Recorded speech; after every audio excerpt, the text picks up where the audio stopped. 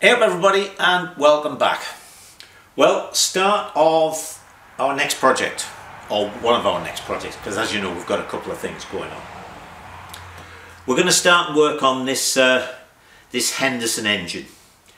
Now it's pretty rusty in places and we're missing, well I say we're missing the magneto, but we're not.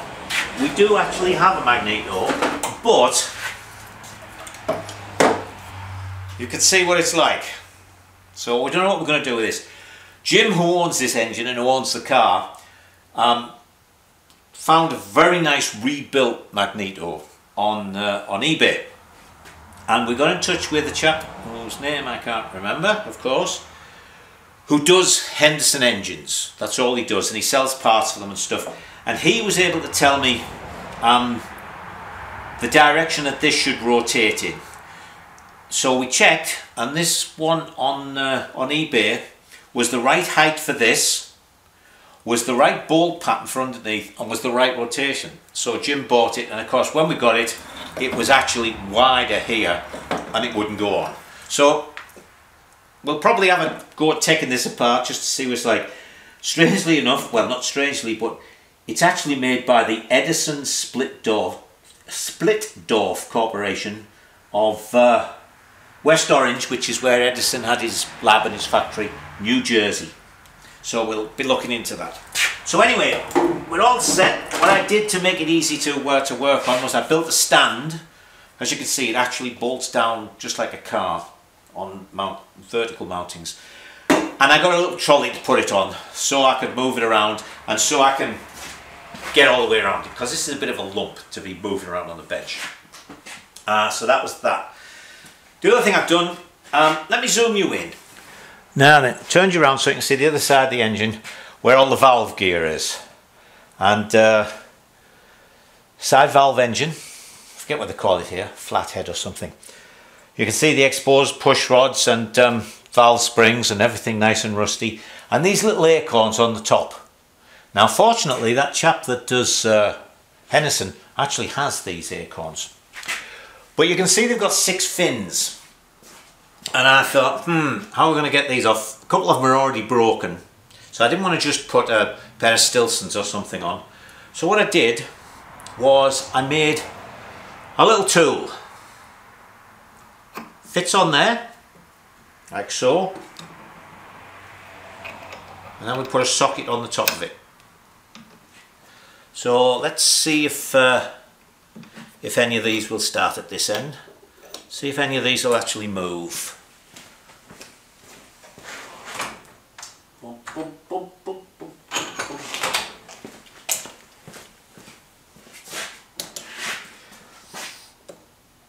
The name of the car this came off was Luck. Jim bought me a really nice book about road racing, car road racing in the 30s, which has a couple of pictures in. So I'll try and get them out of there and put them on the end of this video. That one's stiff. I've sprayed a bit of Krylon, which is the super pooper releasing fluid that they have here. Oh, look at that. Actually, Krylon, I suppose it's partly the cost of individual packaging, but if you buy it in their half pint tins, it works out at $20. $20 a pint. So our little group got together and we bought 5 gallons, and that worked out with shipping, to $8.50 a pint. So even if you buy a gallon for yourself, a gallon's $60. So it's still only going to be about $9 with shipping. That one looks to be a bit... Oh, yep, that one's got to do some more soaking for that one. Oh.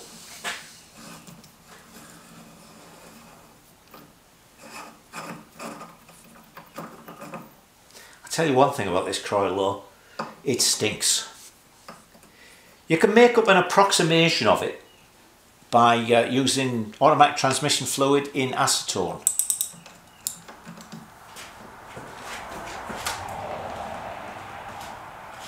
Ugh, I'm still stiff. Have I moved you out of focus here because it's moved around a bit? Let's pull you back slightly. Must admit, this isn't the sturdiest of carts. I did strengthen the bottom of it. See, I could put the impact wrench on this, but I don't know if these fins would stand up to that. See, that's broken and nasty, so it doesn't really want to go. Oh, there we go.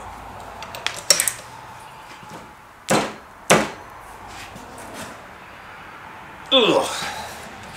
No, that one's too stiff as well.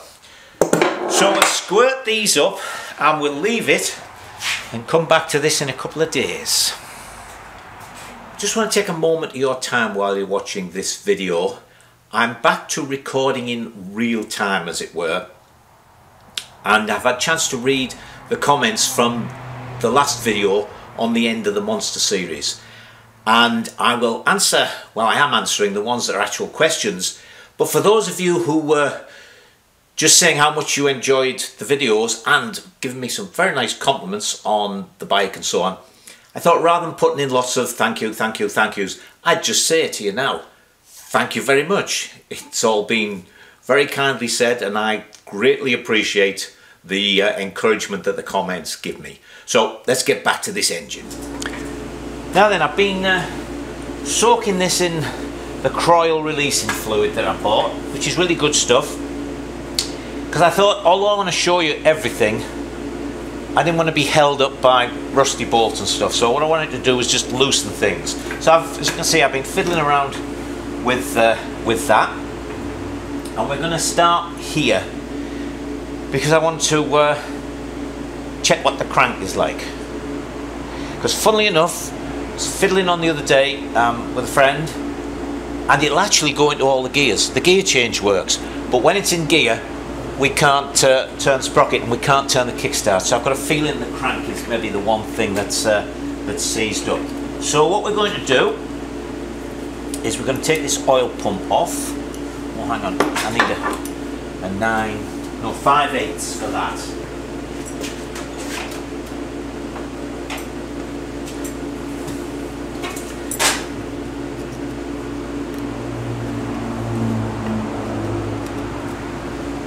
So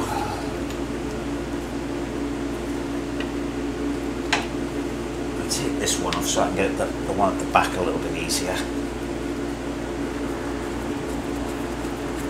Even these screws came loose, it amazed me. I thought I'd be fiddling on for ages trying to get them off. But as I said, this Croyle stuff really works. Loosened everything.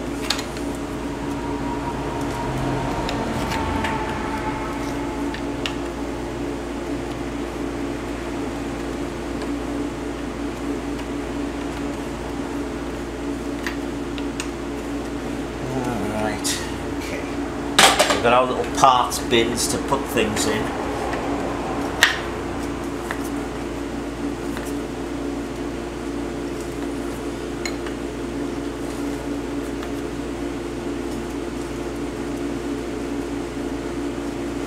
Pipe being cut off there, I wonder where that went. Okay. So now then what we've got.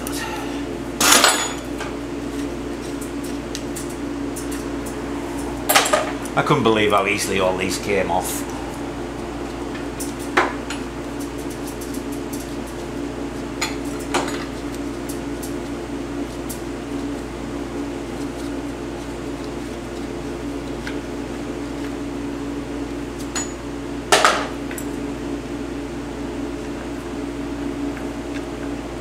Oh, we have another oil pipe. Nobody mentioned that one to me.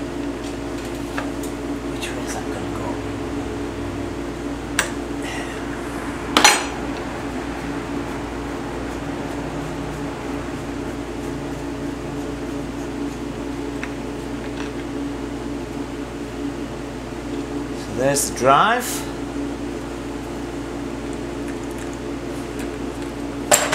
Some sort of... Oh, can you believe it? For those of you who watch Frankenstein's Monster, does that look familiar? Isn't that interesting?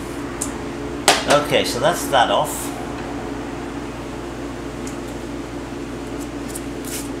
Screw-in drive.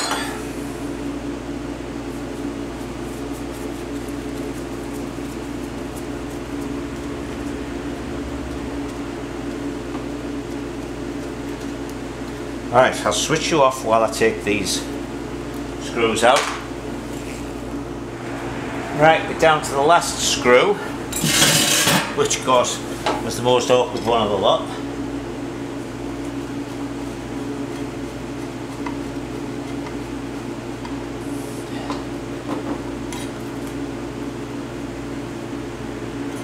Aha! Get the gasket in there.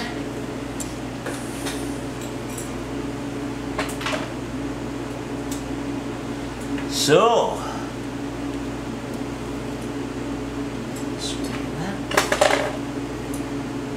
got a split pin in there. So I was expecting chain drive, but it's all cross-cut gears.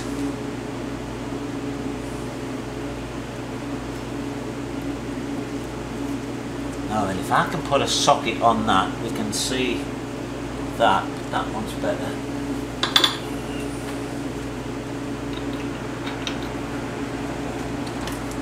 See if this crank will turn.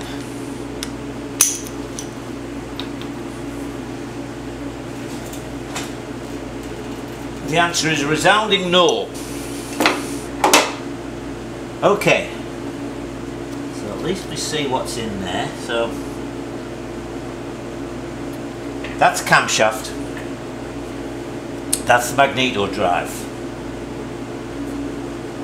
There's numbers cast in this all over the place. I think they're just casting numbers though. They don't seem to bear any relationship to each other. So let's move now and see if we can get this barrel off. Okay. Now we've got a couple of nice faces here. Well, actually that's very nice to bump it with. I'm going to use the dead blow hammer with the rubber face.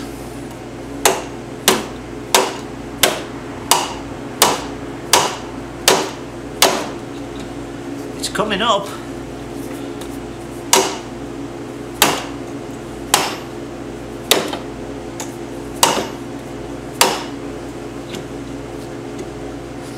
If that would be better to try and lever that up,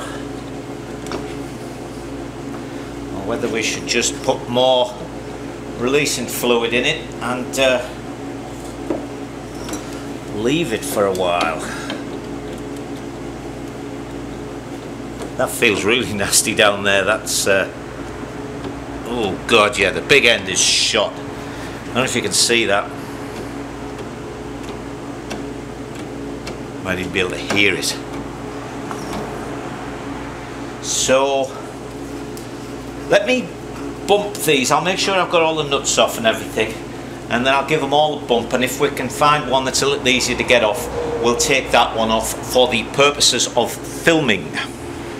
Alright, this isn't very much later. I was actually going to leave this sort of a day or so for everything to soak, but this one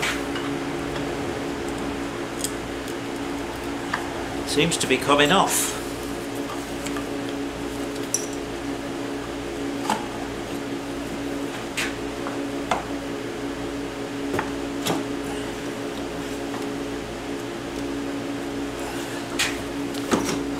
Slowly but surely. Oh, that's why that stopped there, because of the piston. Alright.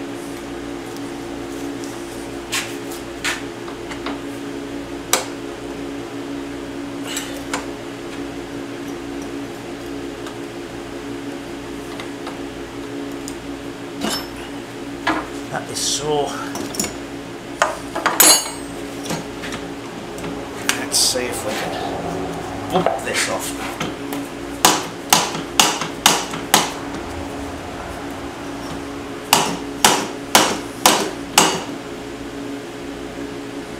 piston's right at the bottom of the, well, I was going to say the liner, but of course it's cast iron. It's right at the bottom of the barrel. So let me press on a little bit more. Alright, seems to be moving again. See more and more of the piston coming out. Just awkward to thump it.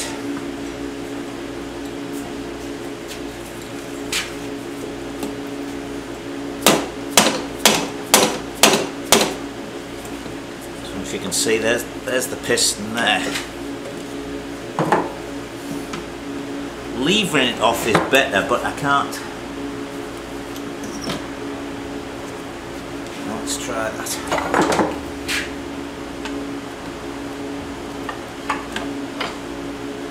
See, it moves, and I started filming again because I bumped it a couple of times and it came up about 1/4 of an inch.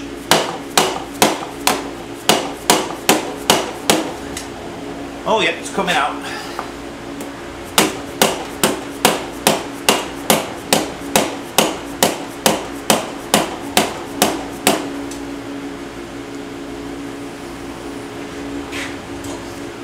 This has actually got a copper gasket on the exhaust.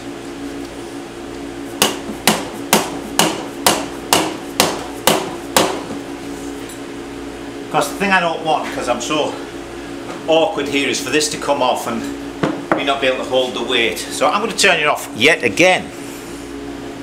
Well, as you can see, we're nearly off.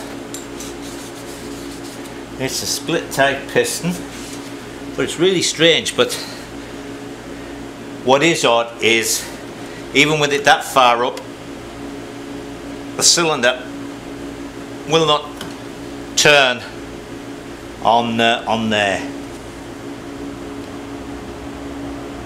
So well, looks like we've broken a little bit of fin off as well. Still, it's going in a car, you won't see them, and I don't think it's enough to affect it. So let me keep bumping and get this off. Well, it just popped off in the end. As you can see, 3 piston rings, and funnily enough, top one's loose, bottom one's loose, and this middle one,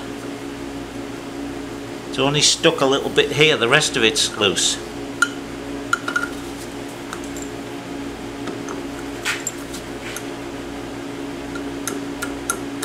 Oh, that's the small end, it's not the big end that's moving. That's the little end.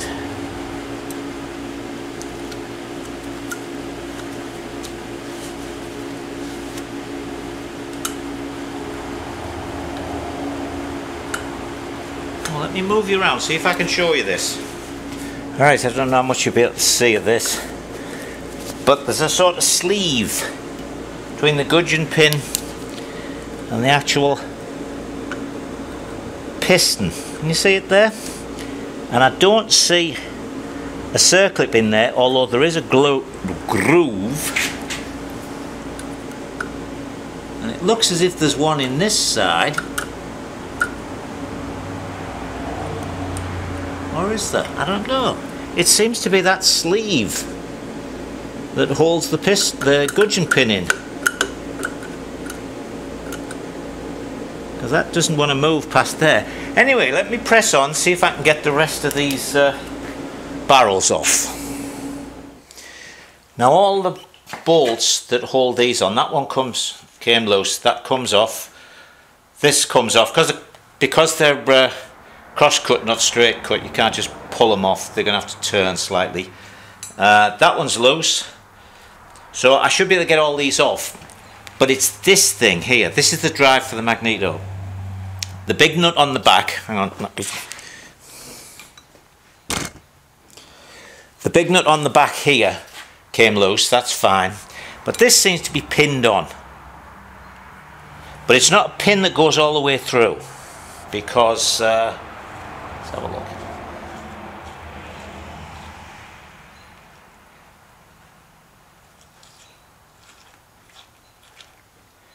Take that off.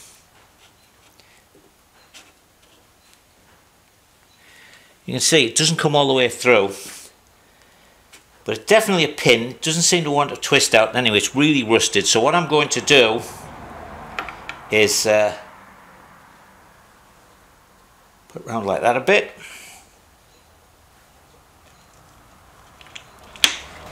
Just bolt that back on there.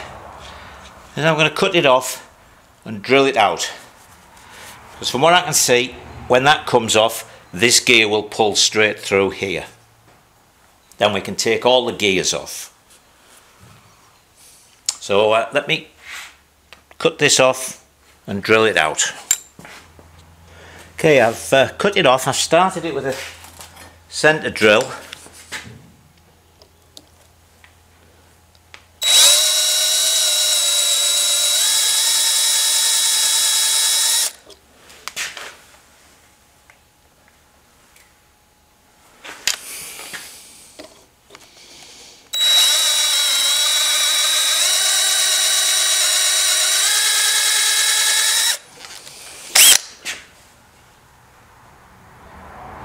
Let's see if that'll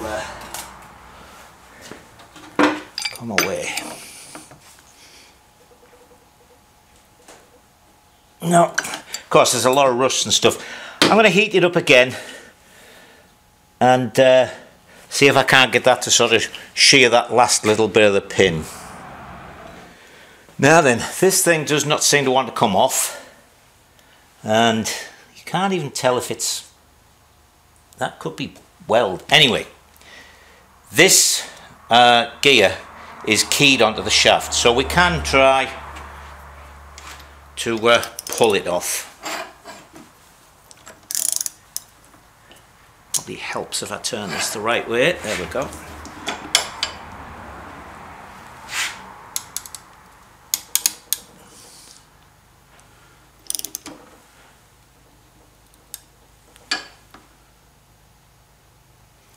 Well, that's on there pretty tight, but of course there's any amount of rust and stuff in here. So let's leave that under a little pressure.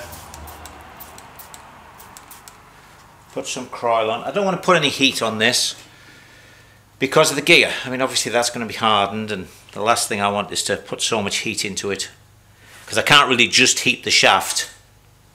So anyway, we'll leave that for now and see what happens. Alright, well, things are soaking. Let's see if we can do anything else. Let's have a look at this. Oh, that was nice.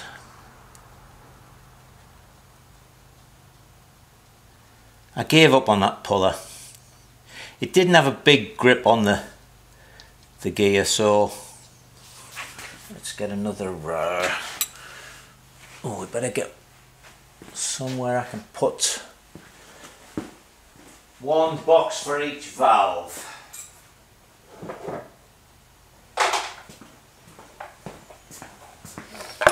I'll mark that up in a minute. Oh, I should say one box for each cylinder. Oh, you look at that.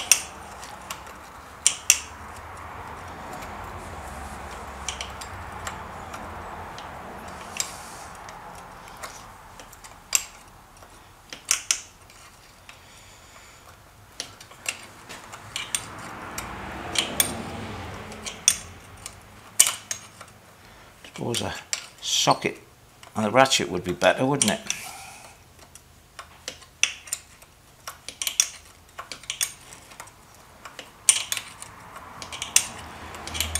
Still, as Bamber Gascoigne used to say, I've started, so I'll go on.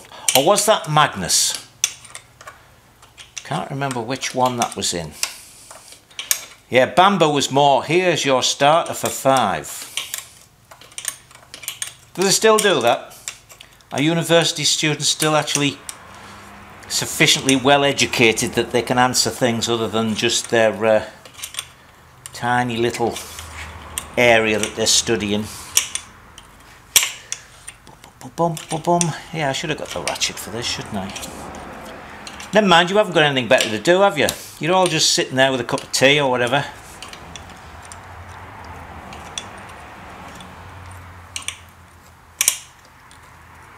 It's the old joke, isn't it? I've said this to Linda. I love work, I could watch it all day. Ah, so there's the hold down plate.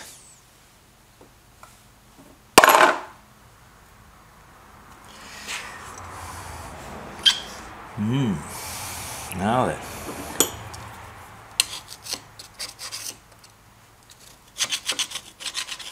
Now I don't presume they're pressed in, because if they were, you wouldn't need the hold down plate, would you?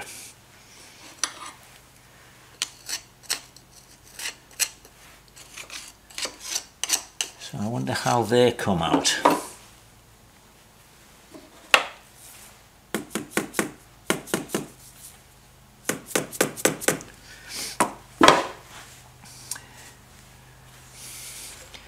That looks like 7/16.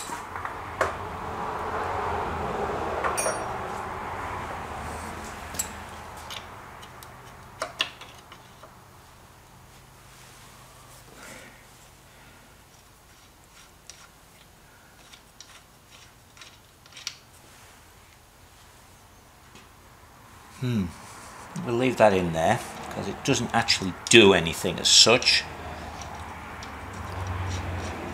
It's just the valve adjustment.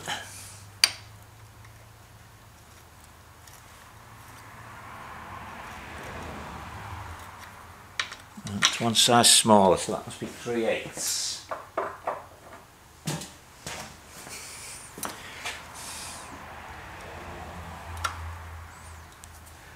See, the one thing about this video is you know as much as I do about what's going on.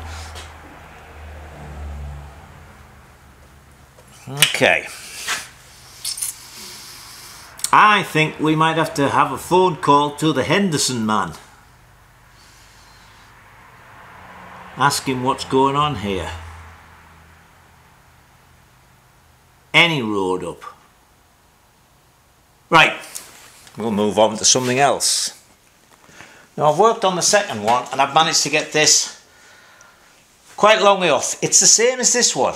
It sort of started to move and then it came down nicely until, you know, 1/2 inch of the piston skirt showed.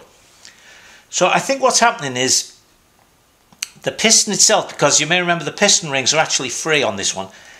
The piston rings aren't so much seized to the inside of the bore as that there's so much rust in this part here that as the piston comes down it's just jamming in the bore with all the rust. So I've sent an email to Matthew, who's the chap that does the Hendersons, to see which way the crankshaft is fastened into these cases. Is it as in was, say for instance in the XS 750, is it bolted into the top half, because remember we put the bolts in through the bottom, or is it bolted down into the bottom half? Now if it's bolted into the bottom half we're stuck. I've got to get the barrels off. But if the crankshaft's bolted into the top half, then I'm going to take all the bolts out around here and take the top of the engine off, and then I can get at the bottoms, take the crankshaft out. I can maybe clean that bottom part of the cylinder bore up below the piston, and then I'll make up a little puller thing to pull them out using the conrod, the big end. But in the meantime, while I'm waiting to hear, I was thinking about some mechanical way to push them up. So let me pull you in a little bit and I'm going to show you what I came up with. Now then, what I've done is I've turned up sort of 2 thimbles. They've got a 3/8 inch hole, which is the same as these mounting studs, but it doesn't go all the way through. And with this particular barrel, I've made 2 of them. I can get them on there like that. Then we're going to put a bolt in like thus. Again, I'm working on absolute, I thought a 1/2 inch one would go in there. Bugger, a sort of 1.5 inch rather.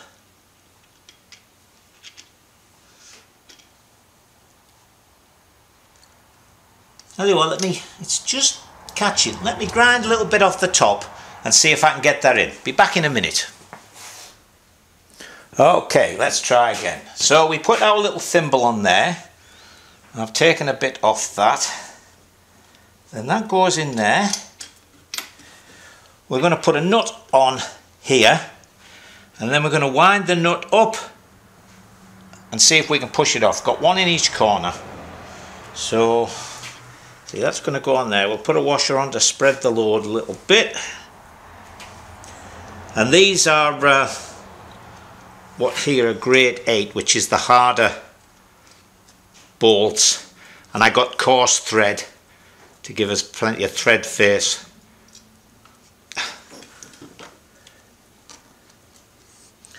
Oh, you little brute, come on, what's the matter with you now?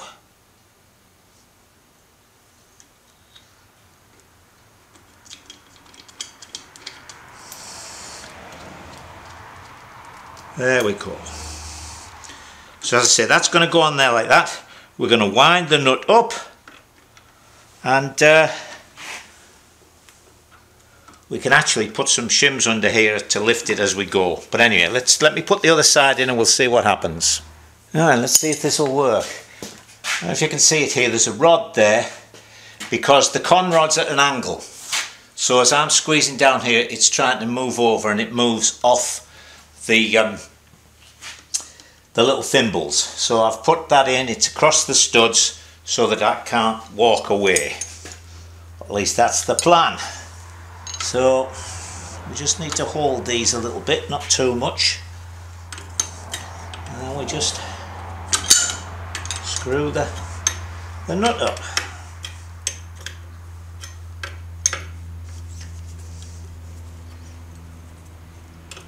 Do a bit each side.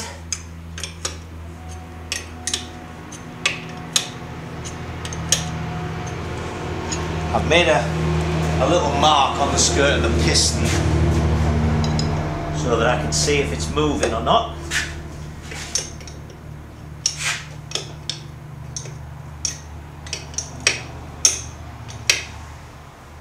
There it goes.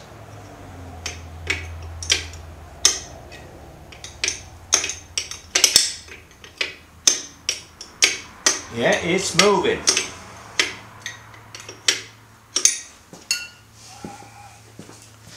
Of course, the only problem with this system is it only works once you're high enough up to get a thimble under. I mean, you could work it with different sized ones.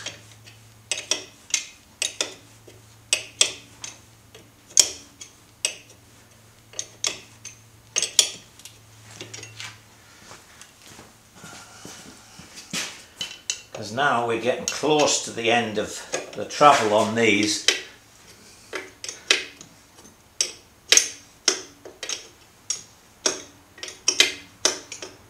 I had bought some 2-inch bolts to give me more travel, but as you can see, it was a struggle to get the 1.5 inch half-inch one and a half-inch ones in.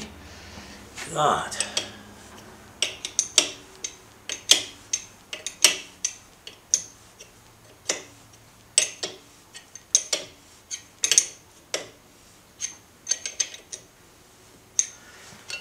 Now, as I say, I can slacken these off and then slide something underneath the bolts to give me some more space, but it's moved up about, oh, I don't know, 1/4, 3/8 of an inch.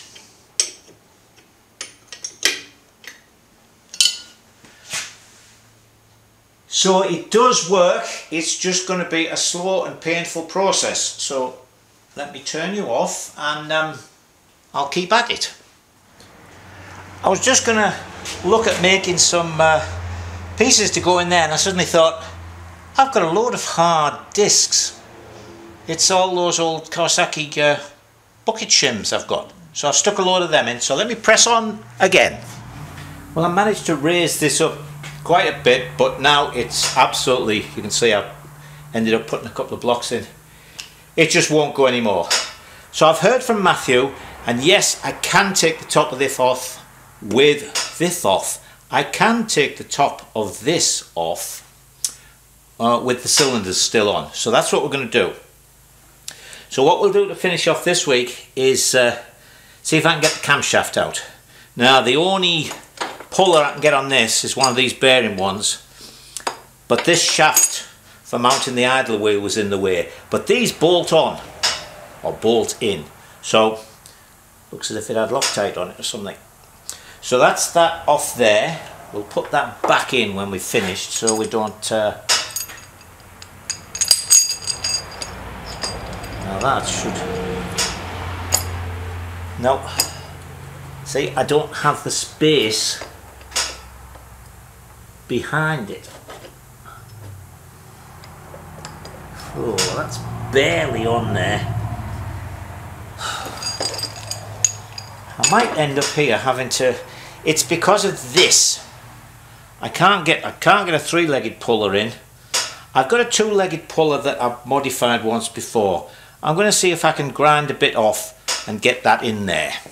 Well, you won't believe this, but I was just seeing if this puller would fit. So there you go. Alright. Well, there's a keyway in that. But it looks as... well, I was assuming the camshaft would have a sort of screwed in bushing the same. Oh, hang on, that's...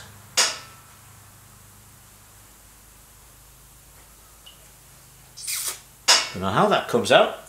Let me take a closer look at this. I've taken the Woodruff key out. See, I noticed these threads aren't brilliant, and as you can see, it moves backwards and forwards, but I can't imagine it comes out. No, it can't come out the other end because of the way the casing is. Let me show you.